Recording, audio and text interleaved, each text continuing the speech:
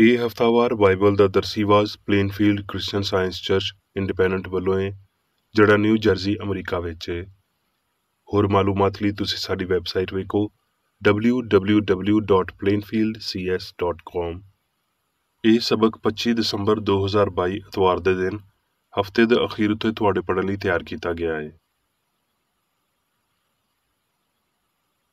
ਮਜ਼ਮੂਨ Christian science. ਸੁਨਹਿਰੀ ਮਤਨ ਲੂਕਾ। ਨਾ ਡਰੋ, ਕਿਉਂ ਜੇ ਵੇਖੋ ਮੈਂ ਤੁਹਾਨੂੰ ਬੜੀ ਖੁਸ਼ੀ ਦਾ ਸੁਨੇਹਾ ਦੇਣਾ ਵਾਂ, ਜਿਹੜਾ ਸਾਰੀ ਕੌਮ ਲਈ ਹੋਵੇਗਾ। ਭਈ ਅੱਜ ਦਾਊਦ ਦੇ ਸ਼ਹਿਰ ਵਿੱਚ ਤੁਹਾਡੇ ਲਈ ਇੱਕ ਮੁਨੱਜੀ ਜੰਮਿਆ ਹੈ, ਯਾਨੀ ਮਸੀਹ ਖੁਦਾਵੰਦ। ਜਵਾਬੀ ਪੜ੍ਹਾਈ। ਯਸਾਇਆ। ਤੇ ਯਸੀ ਦੇ ਤਣੇ ਤੋਂ ਇੱਕ ਕੌਂਪਲ ਨਿਕਲੇਗੀ, ਤੇ ਉਹਦੀਆਂ ਜੜ੍ਹਾਂ ਤੋਂ ਇੱਕ ਬਾਰਾਵਰ ਟਹਿਣੀ ਪੈਦਾ ਹੋਵੇਗੀ, ਤੇ ਖੁਦਾਵੰਦ ਦੀ ਰੂਹ ਉਹਦੇ ਉੱਤੇ ਠਹਿਰੇਗੀ, ਹਿਕਮਤ ਤੇ ਖਿਰਤ ਦੀ ਰੂਹ, ਮਸਲਹਤ ਤੇ ਕੁਦਰਤ ਦੀ ਰੂਹ, ਮਾਰਫਤ ਤੇ ਖੁਦਾਵੰਦ ਦੇ ਖੌਫ ਦੀ ਰੂਹ। ਤੇ ਉਹਦੀ ਸ਼ਾਦਮਾਨੀ ਖੁਦਾਵੰਦ ਦੇ ਖੌਫ ਵਿੱਚ ਹੋਵੇਗੀ, ਤੇ ਉਹ ਨਾ ਆਪਣੀਆਂ ਅੱਖੀਆਂ ਦੇ ਵੇਖਣ ਦੇ ਮੁਤਾਬਕ ਇਨਸਾਫ ਕਰੇਗਾ, ਤੇ ਨਾ ਆਪਣੇ ਕੰਨਾਂ ਦੇ ਸੁਣਨ ਦੇ ਮੁਤਾਬਕ ਫੈਸਲਾ ਕਰੇਗਾ, ਬਲਕਿ ਉਹ ਰਾਸਤੀ ਨਾਲ ਮਸਕੀਨਾਂ ਦਾ ਇਨਸਾਫ ਕਰੇਗਾ, ਤੇ ਅਦਲ ਨਾਲ ਧਰਤੀ ਦੇ ਖਾਕਸਾਰਾਂ ਦਾ ਫੈਸਲਾ ਕਰੇਗਾ, ਤੇ ਆਪਣੀ ਜ਼ੁਬਾਨ ਦੇ ਆਸਾਂ ਨਾਲ ਧਰਤੀ ਨੂੰ ਮਾਰੇਗਾ, ਤੇ ਆਪਣੇ ਹੋਂਠਾਂ ਦੇ ਦਮ ਨਾਲ ਸ਼ਰੀਰਾਂ ਨੂੰ ਫਨਾਹ ਕਰ ਦੇਵੇਗਾ। ਤੇ ਉਹਦੀ ਕਮਰ ਦਾ ਪਟਕਾ ਰਾਸਤਬਾਜ਼ੀ ਹੋਵੇਗਾ, ਤੇ ਉਹਦੇ ਪਹਿਲੂ ਉੱਤੇ ਰਾਸਤਬਾਜ਼ੀ ਦਾ ਪਟਕਾ ਹੋਵੇਗਾ। ਇਸ ਲਈ ਭੇੜੀਆ ਬਰਰੇ ਦੇ ਨਾਲ ਰਵੇਗਾ, ਤੇ ਚੀਤਾ ਬੱਕਰੀ ਦੇ ਬੱਚੇ ਦੇ ਨਾਲ ਬੈਠੇਗਾ, ਤੇ ਬਛੜਾ ਤੇ ਸ਼ੇਰ ਬੱਚਾ ਤੇ ਪਲਿਆ ਹੋਇਆ ਵੱਛਾ ਰਲ ਮਿਲ ਕੇ ਰਹਿਣਗੇ, ਤੇ ਛੋਟਾ ਬਾਲ ਉਹਨਾਂ ਦੀ ਪੇਸ਼ਰਵੀ ਕਰੇਗਾ। ਦਰਸੀਵਾਜ਼ ਬਾਈਬਲ ਵਿੱਚੋਂ ਯਸਾਇਆ। ਜਿਹੜੇ ਲੋਕੀ ਹਨੇਰੇ ਵਿੱਚ ਟੁਰਦੇ ਸੀ, ਉਹਨਾਂ ਨੇ ਬੜੀ ਲੋ ਵੇਖੀ। ਜਿਹੜੇ ਮੌਤ ਦੇ ਪਰਛਾਵੇਂ ਦੇ ਮੁਲਕ ਵਿੱਚ ਵਸਦੇ ਸੀ, ਉਹਨਾਂ ਉੱਤੇ ਨੂਰ ਚਮਕਿਆ। ਇਸ ਲਈ ਸਾਡੇ ਲਈ ਇੱਕ ਮੁੰਡਾ ਜੰਮਿਆ, ਤੇ ਸਾਨੂੰ ਇੱਕ ਪੁੱਤਰ ਬਖਸ਼ਿਆ ਗਿਆ, ਤੇ ਸਲਤਨਤ ਉਹਦੇ ਮੋਢਿਆਂ ਉੱਤੇ ਹੋਵੇਗੀ, ਤੇ ਉਹਦਾ ਨਾਂ ਅਜੀਬ ਮਸ਼ੀਰ, ਖੁਦਾਏ ਕਾਦਰ, ਅਬਦੀਅਤ ਦਾ ਪਿਓ, ਸਲਾਮਤੀ ਦਾ ਸ਼ਹਿਜ਼ਾਦਾ ਹੋਵੇਗਾ।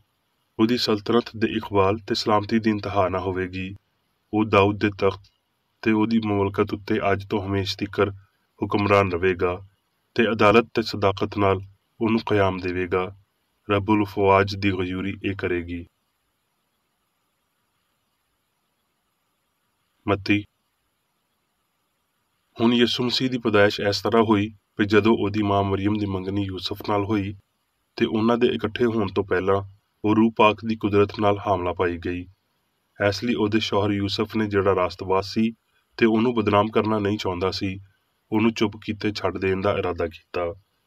ਉਹ ਇਹਨਾਂ ਗੱਲਾਂ ਨੂੰ ਸੋਚ ਹੀ ਰਿਹਾ ਸੀ ਕਿ ਖੁਦਾਵੰਦ ਦੇ ਫਰਿਸ਼ਤੇ ਨੇ ਉਹਨੂੰ ਸੁਪਨੇ ਵਿੱਚ ਵਿਖਾਲੀ ਦੇ ਕੇ ਆਖਿਆ, ਐ ਯੂਸਫ, ਦਾਊਦ ਦੇ ਪੁੱਤਰ, ਤੂੰ ਆਪਣੀ ਬੁੱਢੀ ਮਰੀਮ ਨੂੰ ਆਪਣੇ ਕੋਲ ਲਿਆਉਣ ਤੋਂ ਨਾ ਡਰ, ਕਿਉਂ ਜੇ ਜੋ ਕੁਝ ਉਹਦੇ ਪੇਟ ਵਿੱਚ ਹੈ, ਉਹ ਰੂਹ ਪਾਕ ਦੀ ਕੁਦਰਤ ਨਾਲ ਹੈ। ਉਹਦੇ ਪੁੱਤਰ ਹੋਵੇਗਾ, ਤੇ ਤੂੰ ਉਹਦਾ ਨਾਂ ਯਿਸੂ ਰੱਖੀ, ਕਿਉਂ ਜੇ ਉਹ ਹੀ ਆਪਣੇ ਲੋਕਾਂ ਨੂੰ ਉਹਨਾਂ ਦੇ ਪਾਪਾਂ ਤੋਂ ਮੁਕਤੀ ਦੇਵੇਗਾ। ਇਹ ਸਭ ਕੁਝ ਇਸ ਲਈ ਹੋਇਆ ਵੀ ਜੋ ਕੁਝ ਖੁਦਾਵੰਦ ਨੇ ਨਬੀ ਦੇ ਰਾਹੀਂ ਆਖਿਆ ਸੀ, ਉਹ ਪੂਰਾ ਹੋਵੇ। ਭਈ ਵੇਖੋ, ਇੱਕ ਕੰਵਾਰੀ ਹਾਮਲਾ ਹੋਵੇਗੀ, ਤੇ ਪੁੱਤਰ ਜੰਮੇਗੀ, ਤੇ ਉਹਦਾ ਨਾਂ ਇਮਾਨੁਅਲ ਰੱਖਣਗੇ, ਜਿਹਦਾ ਤਰਜਮਾ ਹੈ ਰੱਬ ਸਾਡੇ ਨਾਲ। ਇਸ ਲਈ ਯੂਸਫ ਨੇ ਨੀਂਦਰ ਤੋਂ ਉੱਠ ਕੇ ਉਂਝ ਹੀ ਕੀਤਾ, ਜਿਵੇਂ ਖੁਦਾਵੰਦ ਦੇ ਫਰਿਸ਼ਤੇ ਨੇ ਉਹਨੂੰ ਹੁਕਮ ਦਿੱਤਾ ਸੀ, ਤੇ ਆਪਣੀ ਬੁੱਢੀ ਨੂੰ ਆਪਣੇ ਕੋਲ ਲੈ ਆਇਆ। ਤੇ ਉਦੋਂ ਤੀਕਰ ਉਹਨੂੰ ਨਾ ਜਾਣਿਆ, ਜਦੋਂ ਤੀਕਰ ਉਹਦੇ ਪੁੱਤਰ ਨਾ ਹੋਇਆ, ਤੇ ਉਹਦਾ ਨਾਂ ਯਿਸੂ ਰੱਖਿਆ। ਮੱਤੀ। ਜਦ ਯਿਸੂ ਹੈਰੋਦੀਸ ਬਾਦਸ਼ਾਹ ਦੇ ਜ਼ਮਾਨੇ ਵਿੱਚ ਯਹੂਦੀਆ ਦੇ ਬੈਤਲਹਮ ਵਿੱਚ ਜੰਮਿਆ, ਤੇ ਵੇਖੋ, ਕਈ ਮਜੂਸੀ ਪੂਰਬ ਤੋਂ ਯਰੂਸ਼ਲਮ ਵਿੱਚ ਇਹ ਆਖਦੇ ਹੋਇਆ ਏ ਕਿ ਯਹੂਦੀਆਂ ਦਾ ਬਾਦਸ਼ਾਹ ਜਿਹੜਾ ਜੰਮਿਆ ਏ, ਉਹ ਕਿੱਥੇ ਹੈ, ਕਿਉਂ ਜੇ ਪੂਰਬ ਵਿੱਚ ਉਹਦਾ ਤਾਰਾ ਵੇਖ ਕੇ ਅਸੀਂ ਉਹਨੂੰ ਸਜਦਾ ਕਰਨ ਨੂੰ ਆਏ ਹਾਂ। ਇਹ ਸੁਣ ਕੇ ਹੈਰੋਦੀਸ ਬਾਦਸ਼ਾਹ ਤੇ ਉਹਦੇ ਨਾਲ ਯਰੂਸ਼ਲਮ ਦੇ ਸਾਰੇ ਸੁਣਨ ਵਾਲੇ ਘਬਰਾ ਗਏ, ਤੇ ਉਹਨੇ ਕੌਮ ਦੇ ਸਾਰੇ ਸਰਦਾਰਾਂ ਤੇ ਕਾਹਿਨਾਂ ਤੇ ਫਕੀਆਂ ਨੂੰ ਇਕੱਠਾ ਕਰਕੇ ਉਹਨਾਂ ਤੋਂ ਪੁੱਛਿਆ ਭਈ ਮਸੀਹ ਦੀ ਪੈਦਾਇਸ਼ ਕਿੱਥੇ ਹੋਣੀ ਚਾਹੀਦੀ ਏ। ਉਹਨਾਂ ਨੇ ਉਹਨੂੰ ਆਖਿਆ, ਯਹੂਦੀਆ ਦੇ ਬੈਤਲਹਮ ਵਿੱਚ, ਕਿਉਂ ਜੇ ਨਬੀ ਦੀ ਮਾਰਫਤ ਇੰਜ ਲਿਖਿਆ ਗਿਆ ਏ, ਭਈ ਐ ਬੈਤਲਹਮ ਯਹੂਦਾ ਦੇ ਇਲਾਕੇ, ਤੂੰ ਯਹੂਦਾ ਦੇ ਹਾਕਮਾਂ ਵਿੱਚੋਂ ਛੋਟਾ ਬਿਲਕੁਲ ਨਹੀਂ, ਕਿਉਂ ਜੇ ਤੇਰੇ ਵਿੱਚੋਂ ਇੱਕ ਸਰਦਾਰ ਨਿਕਲੇਗਾ, ਜਿਹੜਾ ਮੇਰੀ ਕੌਮ ਇਸਰਾਈਲ ਦੀ ਗਲਾਬਾਨੀ ਕਰੇਗਾ। ਇਹਦੇ ਉੱਤੇ ਹੈਰੋਦੀਸ ਨੇ ਮਜੂਸੀਆਂ ਨੂੰ ਹੌਲੇ ਜਿਹੇ ਬੁਲਾ ਕੇ ਉਹਨਾਂ ਤੋਂ ਪੁੱਛਗਿੱਛ ਕੀਤੀ, ਭਈ ਉਹ ਤਾਰਾ ਕਿਸ ਵੇਲੇ ਵਿਖਾਲੀ ਦਿੱਤਾ ਸੀ, ਤੇ ਇਹ ਆਖ ਕੇ ਉਹਨਾਂ ਨੂੰ ਬੈਤਲਹਮ ਨੂੰ ਘੱਲਿਆ ਭਈ ਜਾ ਕੇ ਉਸ ਬੱਚੇ ਦੇ ਬਾਰੇ ਠੀਕ ਪਤਾ ਲਾਓ, ਤੇ ਜਦ ਉਹ ਮਿਲੇ ਤੇ ਮੈਨੂੰ ਵੀ ਦੱਸੋ, ਤਾਂ ਜੋ ਮੈਂ ਵੀ ਆ ਕੇ ਉਹਨੂੰ ਸਜਦਾ ਕਰਾਂ। ਉਹ ਬਾਦਸ਼ਾਹ ਦੀ ਗੱਲ ਸੁਣ ਕੇ ਟੁਰ ਗਏ, ਤੇ ਵੇਖੋ ਜਿਹੜਾ ਤਾਰਾ ਉਹਨਾਂ ਨੇ ਪੂਰਬ ਵਿੱਚ ਵੇਖਿਆ ਸੀ ਉਹ ਉਹਨਾਂ ਦੇ ਅੱਗੇ ਟੁਰਿਆ, ਇੱਥੇ ਤੀਕਰ ਭਈ ਉਸ ਥਾਂ ਦੇ ਉੱਤੇ ਜਾ ਕੇ ਰੁਕ ਗਿਆ ਜਿੱਥੇ ਉਹ ਬੱਚਾ ਸੀ। ਉਹ ਤਾਰੇ ਨੂੰ ਵੇਖ ਕੇ ਖੁਸ਼ ਹੋਏ, ਤੇ ਘਰ ਵਿੱਚ ਅੱਪੜ ਕੇ ਬੱਚੇ ਨੂੰ ਉਹਦੀ ਮਾਂ ਮਰੀਅਮ ਦੇ ਕੋਲ ਵੇਖਿਆ ਤੇ ਉਹਦੇ ਅੱਗੇ ਸਜਦਾ ਕੀਤਾ, ਤੇ ਆਪਣੇ ਡੱਬੇ ਖੋਲ ਕੇ ਸੋਨਾ ਤੇ ਲੁਬਾਨ ਤੇ ਮੁਰ ਉਹਨੂੰ ਨਜ਼ਰ ਕੀਤਾ, ਤੇ ਹੈਰੋਦੀਸ ਦੇ ਕੋਲ ਪਰਤ ਕੇ ਨਾ ਜਾਣ ਦੀ ਹਦਾਇਤ ਸੁਪਨੇ ਵਿੱਚ ਲੈ ਕੇ ਤੇ ਦੂਜੀ ਰਾਹ ਵੱਲੋਂ ਆਪਣੇ ਦੇਸ਼ ਨੂੰ ਟੁਰ ਗਏ। ਜਦ ਉਹ ਟੁਰ ਗਏ ਤੇ ਵੇਖੋ ਖੁਦਾਵੰਦ ਦੇ ਫਰਿਸ਼ਤੇ ਨੇ ਯੂਸਫ ਨੂੰ ਸੁਪਨੇ ਵਿੱਚ ਵਿਖਾਲੀ ਦੇਖ ਕੇ ਆਖਿਆ, ਉੱਠ, ਬੱਚੇ ਤੇ ਉਹਦੀ ਮਾਂ ਨੂੰ ਨਾਲ ਲੈ ਕੇ ਮਿਸਰ ਨੂੰ ਨੱਸ ਜਾ, ਤੇ ਜਦ ਤੀਕਰ ਮੈਂ ਤੈਨੂੰ ਨਾ ਆਖਾਂ ਉੱਥੇ ਹੀ ਰਵੀਂ, ਕਿਉਂ ਜੇ ਹੈਰੋਦੀਸ ਇਸ ਬੱਚੇ ਨੂੰ ਲੱਭਣ ਵਾਲਾ ਏ ਤਾਂ ਜੋ ਇਹਨੂੰ ਮਾਰ ਦਵੇ।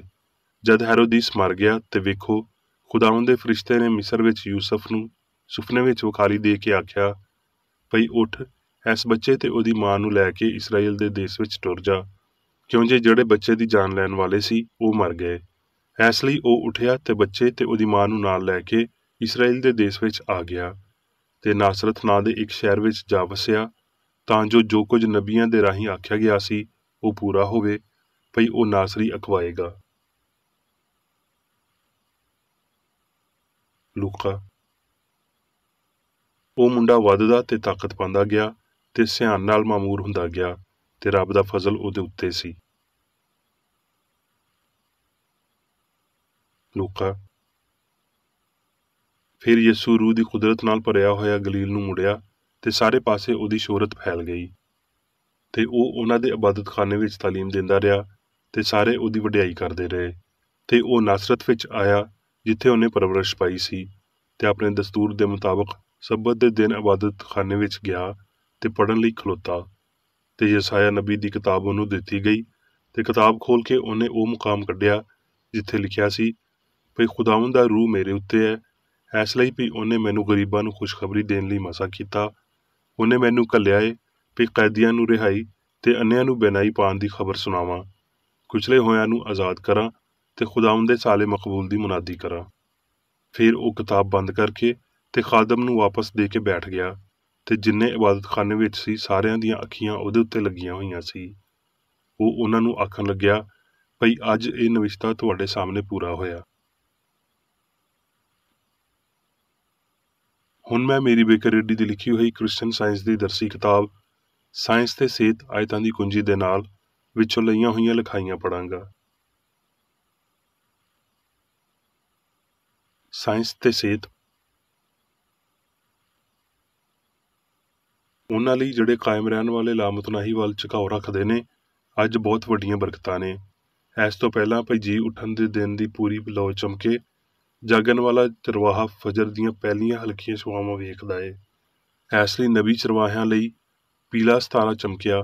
ਫਿਰ ਵੀ ਇਹਨੇ ਰਾਤ ਲੰਘਾਈ ਤੇ ਉੱਥੇ ਅਪੜਿਆ ਜਿੱਥੇ ਗੁਮਨਾਮ ਚਰਨੀ ਵਿੱਚ ਬੈਤਲਹਮ ਵਾਲਾ ਬਾਲ ਪਿਆ ਏ।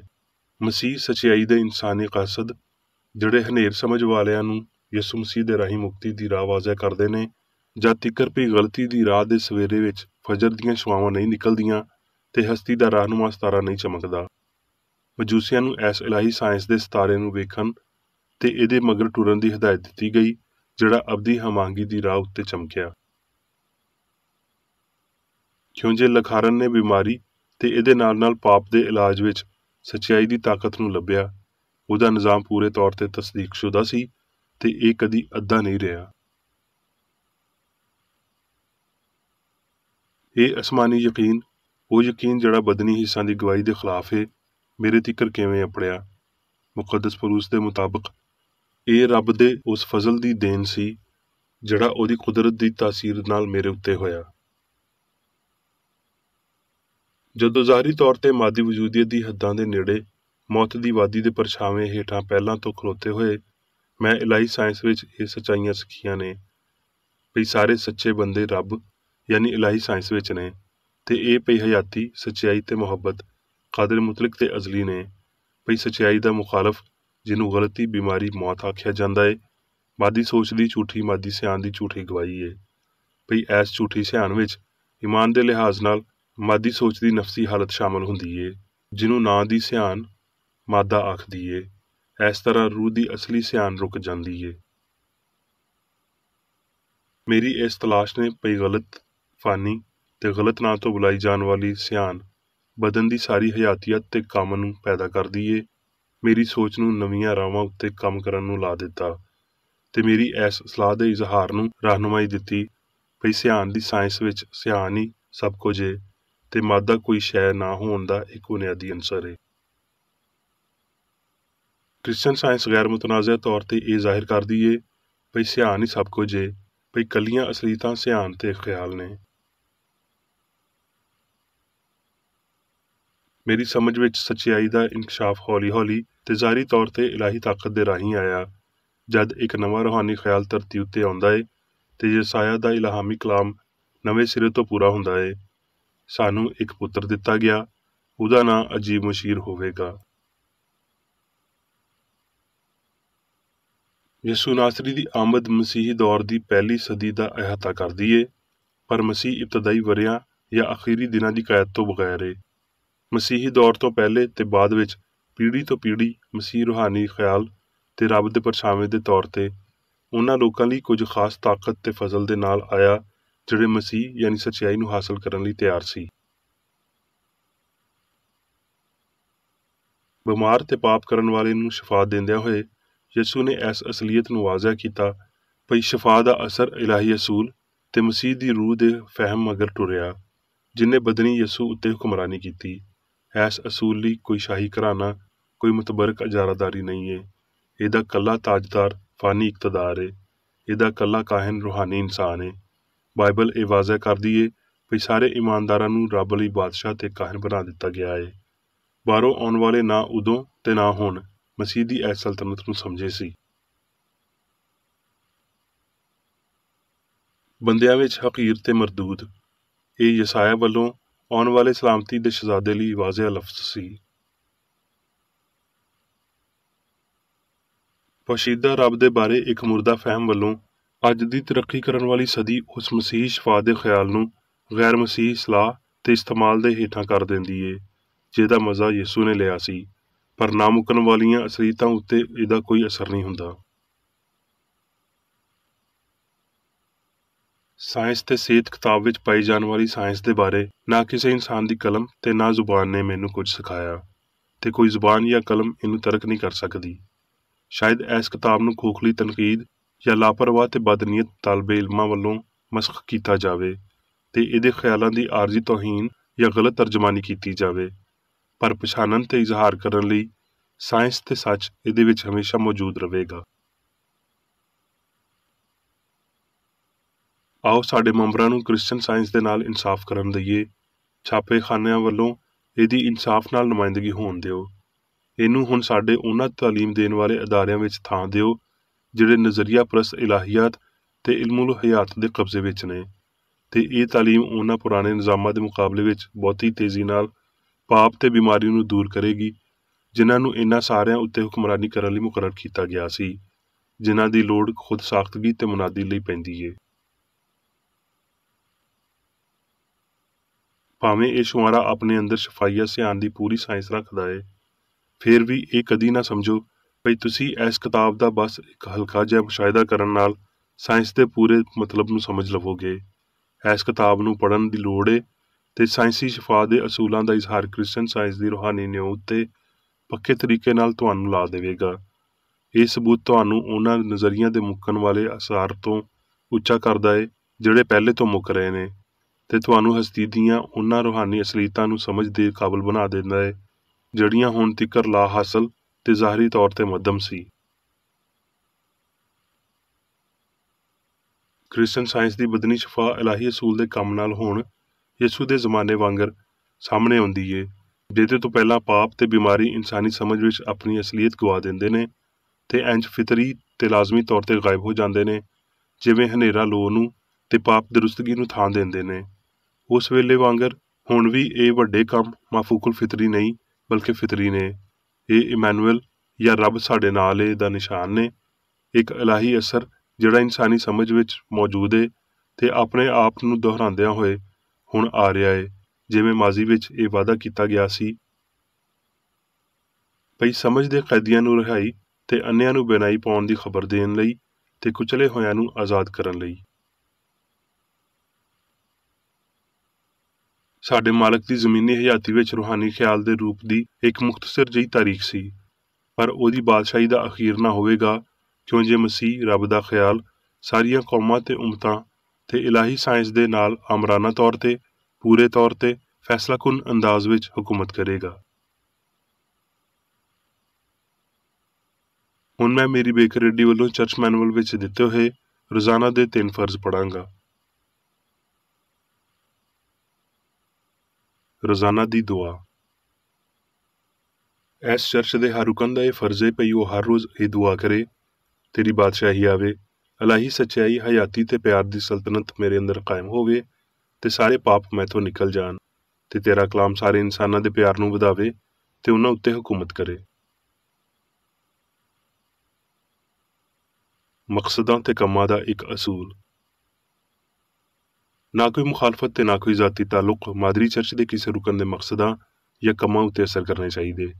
ਸਾਇੰਸ ਵਿੱਚ ਬਸ ਇਲਾਹੀ ਪਿਆਰ ਹੀ ਹੁਕੂਮਤ ਕਰਦਾ ਹੈ ਤੇ ਇੱਕ ਮਸੀਹੀ ਸਾਇੰਸਦਾਨ ਪਾਪ ਨੂੰ ਰੱਦ ਕਰਦਿਆਂ ਹੋਏ ਸੁੱਚੀ ਭਰਾਬੰਦੀ, ਖੈਰਾਤ ਪਸੰਦੀ ਤੇ ਮਾਫੀ ਨਾਲ ਪਿਆਰ ਦੀਆਂ ਮਿੱਠੀਆਂ ਸੱਚਾਈਆਂ ਦਾ ਪਰਛਾਵਾਂ ਬਣਦਾ ਹੈ। ਇਸ ਚਰਚ ਦੇ ਸਾਰੇ ਰੁਕਨਾਂ ਨੂੰ ਸਾਰੇ ਪਾਪਾਂ ਤੋਂ, ਗਲਤ ਤਰ੍ਹਾਂ ਦੀਆਂ ਪੇਸ਼ਨਗੋਈਆਂ, ਮੁਨਸਫੀਆਂ, ਮੁਜ਼ਾਮਤਾਂ, ਸਲਾਮਾਂ, ਗਲਤ ਅਸਰਾਂ ਨੂੰ ਲੈਣ ਤੇ ਗਲਤ ਅਸਰ ਦੇਣ ਤੋਂ ਆਜ਼ਾਦ ਰਹਿਣ ਲਈ ਹਰ ਰੋਜ਼ ਖਿਆਲ ਰੱਖਣਾ ਚਾਹੀਦਾ ਹੈ ਤੇ ਦੁਆ ਕਰਨੀ ਚਾਹੀਦੀ ਹੈ। ਫਰਜ਼ ਲਈ ਚੁਸਤੀ। ਇਸ ਚਰਚ ਦੇ ਹਰ ਰੁਕਨ ਦਾ ਇਹ ਫਰਜ਼ ਹੈ ਭਈ ਉਹ ਹਰ ਰੋਜ਼ ਜਾਰਹਾਨਾ ਜ਼ਹਿਨੀ ਸਲਾਮਾਂ ਦੇ ਖਿਲਾਫ ਆਪਣੇ ਆਪ ਨੂੰ ਤਿਆਰ ਰੱਖੇ ਤੇ ਰੱਬ, ਆਪਣੇ ਕਾਇਦ ਤੇ ਇਨਸਾਨਾਂ ਲਈ ਆਪਣੇ ਫਰਜ਼ਾਂ ਨੂੰ ਨਾ ਕਦੀ ਭੁੱਲੇ ਤੇ ਨਾ ਕਦੀ ਨਜ਼ਰਅੰਦਾਜ਼ ਕਰੇ। ਉਹਦੇ ਕੰਮਾਂ ਦੇ ਰਾਹੀਂ ਉਹਦਾ ਇਨਸਾਫ ਹੋਵੇਗਾ, ਉਹ ਬੇਕਸੂਰ ਜਾਂ ਕਸੂਰਵਾਰ ਹੋਵੇਗਾ।